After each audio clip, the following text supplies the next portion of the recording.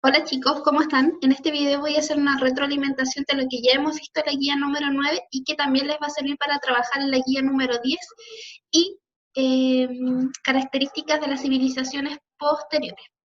Para eso, les tengo una presentación en la que vamos a ver las características del surgimiento de las primeras civilizaciones y qué elementos comunes tenían. Algunos yo ya se los había mencionado en el pequeño video que les grabé la semana pasada, dura como 5 o 6 minutos, y aquí vamos a profundizar un poquito más, ¿ya? Entonces, lo primero que tenemos que saber es qué entendemos por civilización. Aquí yo les anoté 3 características, ustedes se pueden quedar con cualquiera de ellas, perdón, 3 definiciones, y que la que mejor atañe a lo que ustedes entendieron por una civilización, pueden escogerla. Entonces, la primera es una forma de organización social y política de gran complejidad que tiene ciertos elementos en común, ¿cierto? También conjunto de costumbres, saberes y artes propios de una sociedad humana que tiene un progreso material, social, cultural y político propio de las sociedades más avanzadas.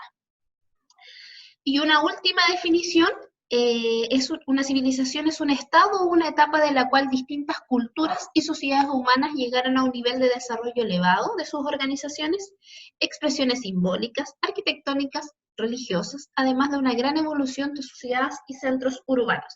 Si nos recordamos un poquito, cuando se dio la gran revolución del Neolítico, ¿cierto? Cuando se descubrió la agricultura, ¿cierto? Y los homínidos empezaron a sentarse en un solo lugar porque ya eran capaces de producir su propio alimento, se formaron en pequeñas aldeas. Estas pequeñas aldeas, algunas tuvieron un desarrollo más elevado en diversas características y esto dio paso a una civilización. En ese sentido está la contextualización, ¿cierto? El Neolítico, estos cambios que tuvo la humanidad gracias al desarrollo de la agricultura, cuando estas pequeñas aldeas se volvieron más complejas, más desarrolladas, fue aproximadamente en el 3200 antes de Cristo. Y ahí se dio, ¿cierto?, el surgimiento de nuestras primeras civilizaciones.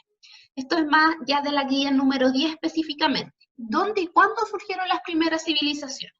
Si ustedes se fijan en este mapa mundi, tenemos que surgieron en América, parte de África, Europa, ¿cierto?, sector del mar Mediterráneo, Asia también. ¿Y cuándo tenemos aquí el marco temporal de las primeras civilizaciones, cierto? Y si nos damos cuenta, lo más importante es que la Mesopotamia fue la más antigua, ¿cierto? Y las dos últimas en que tienen desarrollo hasta el día de hoy es la India y la China, ¿cierto? Ya conocidas por ustedes. Los próximos trabajos y videos vamos a profundizar respecto a las características de cada una de las civilizaciones. Estas características en común yo se las expliqué en el video pasado, así que solamente las voy a mencionar y aquí más adelante las voy a profundizar en cada una de ellas. Entonces, ¿cuáles eran estas características en común? Se desarrollaron en torno a importantes centros urbanos, destacaron su arquitectura monumental asociada al poder político y económico y religioso, perdón, desarrollaron sociedades jerarquizadas y esclavistas, construyeron numerosos canales de regadío y embalses con el fin de dotar agua, que dio paso, ¿cierto?, a que su sustento fuese agrícola y ganadero, por eso tuvieron que desarrollar canales de regadío y embalses, y favoreció también el desarrollo de una autoridad centralizada con capacidad de mandar, que dio paso a que el poder político se concentrara en un solo gobernante. Y también tuvieron un gran desarrollo científico, especialmente en astronomía, matemática y medicina. Entonces, organización en torno a las ciudades. Tenían como centro estas civilizaciones ciudades, donde había gran cantidad de población con diversificación del trabajo. Gracias a la agricultura, y como les quedó, entre comillas, un poco más de tiempo libre, pudieron especializarse en distintos ámbitos de la vida, ya sea en la artesanía, en el comercio, se dieron paso a los militares y a cuestiones religiosas. Además, las ciudades incluían que tuvieran campo alrededor para obtener materias primas. Y con el comercio se obtenían los recursos que específicamente en una región no existía, pero sí en otra. ¿Ya? La ciudad, el primer estado. Entonces, ¿qué se entiende como un Estado? Es una comunidad social con una organización política en común, un territorio y órganos de gobierno propio, y que es soberana e independiente políticamente de otras comunidades. Entonces, tenemos que el Estado, que sería nuestra ciudad, ¿cierto?, en estas grandes civilizaciones, era una comunidad social que se organizaba, que tenía órganos propios de gobierno, que podían aplicar sus propias leyes. Según San Martín y Serrano, los individuos se integraban sin resquicio en un gran complejo social, cuya finalidad no era otra que la conservación misma de la sociedad y el mantenimiento de la calidad de vida. La conservación de este sistema geológico solamente podía quedar garantizada mediante medidas tomadas por una colectividad organizada, y esta organización es ya un Estado, cuyo marco natural fue la ciudad prehistoria y protohistórica. Entonces, tenemos que nuestra ciudad fue nuestro primer Estado, nuestra primera donde se organizó esta ciudad para tener una calidad de vida que tuviera cierto prestigio, ¿cierto? Entonces, como tenemos ya una ciudad, una civilización organizada, ¿qué pasó con la sociedad? Bien, ya lo hemos visto en el video anterior y ahora, que la característica en común que dio paso, ¿cierto?, a esta sociedad súper jerarquizada y además esclavista.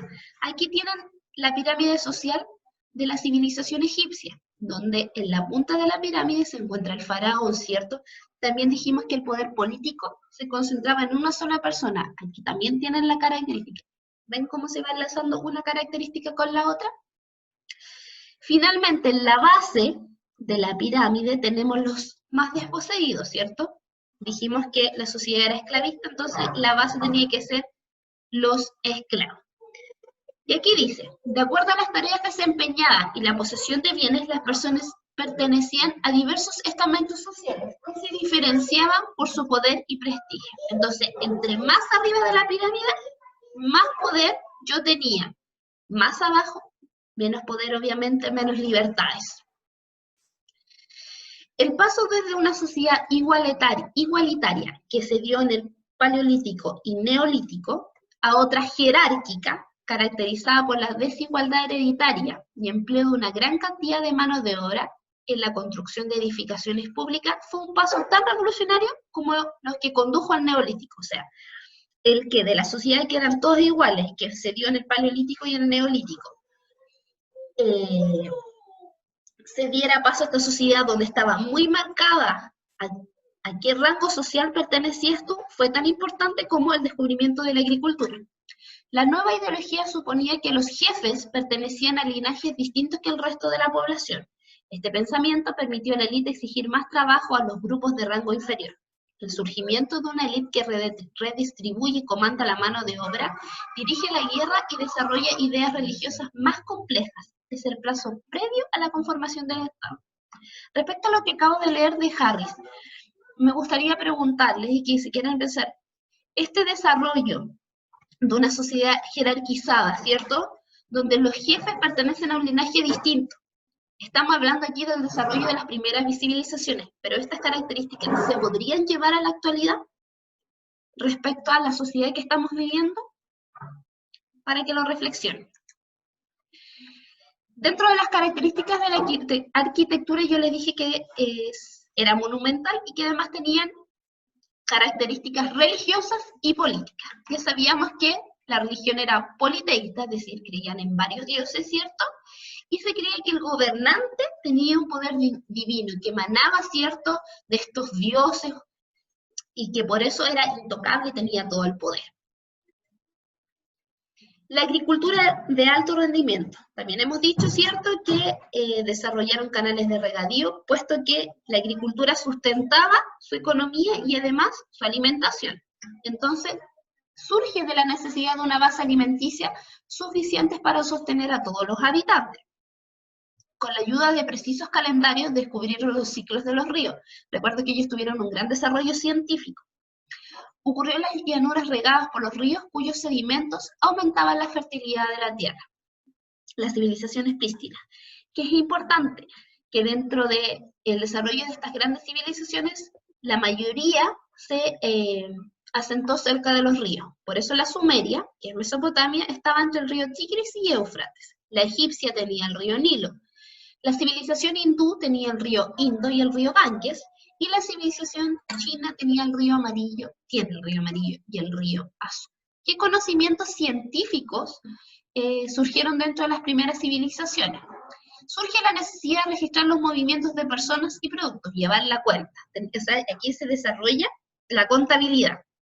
Nacen nuevos sistemas de contabilidad que condujeron a la posterior invención de la escritura. O sea, primero surge la contabilidad para ver el registro de lo que vendo y lo que compro, lo que estoy intercambiando, ¿cierto?, con la ciudad al lado, y luego de eso surge la escritura. Y aquí tienen la primera escritura, que es la cuneiforme de Mesopotamia, y también el desarrollo de la metalurgia.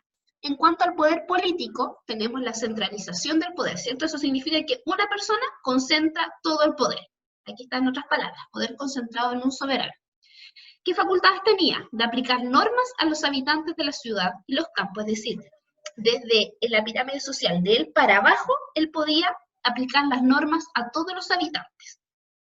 Podía exigir tributos en productos y servicios, y era habitual que la religión fuese parte del rey o del emperador. También habíamos dicho en diapositivas atrás que normalmente el poder del rey era emanado de una divinidad. Entonces, ¿qué nos dice las primeras civilizaciones de los despotismos orientales a la ciudad griega? La principal característica que tenían los grandes imperios de Oriente es la fuerza que tenía la institución monárquica. Es decir, el rey, el soberano, ¿cierto?, ejerce una autoridad absoluta sobre la comunidad, que se encarna en él, pero su poder autocrático no es propiamente dicho coactivo. Se deriva de las relaciones únicas privilegiadas que mantiene con los dioses, es decir, el soberano elige y escoge la vida de los habitantes de la ciudad porque, puesto que él tiene una relación única con los dioses, por eso su poder era divino. Sea cual sea la forma exacta que estas relaciones adquieran, por ejemplo, en Egipto el faraón es el mismo dios e hijo de Dios, mientras que generalmente en Mesopotamia el soberano no es más que el vicario de Dios, él es el único capaz de hacerse entender por las potencias sobrenaturales y por tanto conseguir la fertilidad y la fecundidad sin las cuales las comunidades no podrían reproducirse ni sobre todo producir las vivificantes crecidas. Es decir, chicos, el poder del soberano, del rey, del faraón, etc., venía desde que él le decía al pueblo que si él no tenía una buena relación, ¿cierto?, él no iba a poder conseguir la fertilidad con los dioses, la fertilidad de la tierra, ni las crecidas de los ríos. Por lo tanto, los soberanos basaban su poder en esta relación divina que tenía con los dioses. Entonces, con esto, damos paso a las siguientes clases con las características específicas de ciertas civilizaciones, como la egipcia, la minoica, etc. Espero que les haya servido para desarrollar también la guía número 10. Cualquier duda, cualquier consulta, me escriben. Un besito. Que estén bien. Chao, chao.